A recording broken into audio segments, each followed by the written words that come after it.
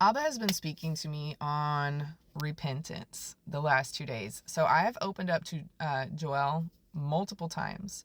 And today I opened up to Hosea as well. And I also was reading in Isaiah. So the notes that I have that I wrote down, not written down, excuse me, a call to repentance. And I was reading in Jeremiah also, right? Call a fast, return to God Almighty, sin breaks his heart. Okay?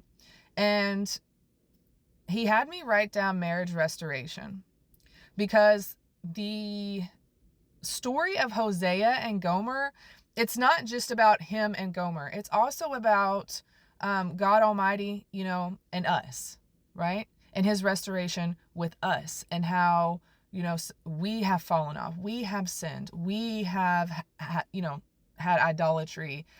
And there's the stuff also that I was reading about was talking about iniquity, right? And repenting of your iniquity.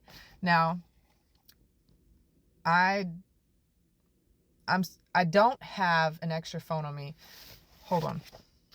Okay, so I looked up the definition of iniquity this morning because a lot of times I feel like we can say things and pray things, but if you don't truly know what it means, then it's kind of it's not irrelevant, but it's so important to know for sure what you're talking about and what it means, right? So iniquity is like you are deliberately disobeying and God's laws, right? His commandments, his stuff. Like you are, so lawlessness, crookedness, and moral corruption. Sorry, I had to go back and look it up again. But you are deliberately sinning against him. Sometimes we sin without even realizing it, and iniquity is different. Transgressions are different. They're different categories, right?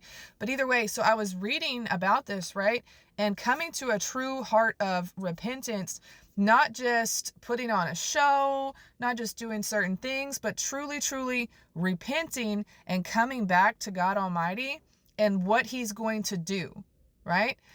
For some, you still need to repent. You still need to repent and truly surrender back to him, right? But for others, you have already come into that. You have truly repented. You have truly given your heart back to him. You've put him first again. And now he's getting ready to restore your marriage with him. Because I was also reading that in scripture talking about how he is our husband, right? He is the potter, he is the creator, and he is the father, and restoring that marriage. But because God is so good, it is also restoring marriage, as in with you and whomever you've been standing for marriage restoration for, right? For those that have been standing,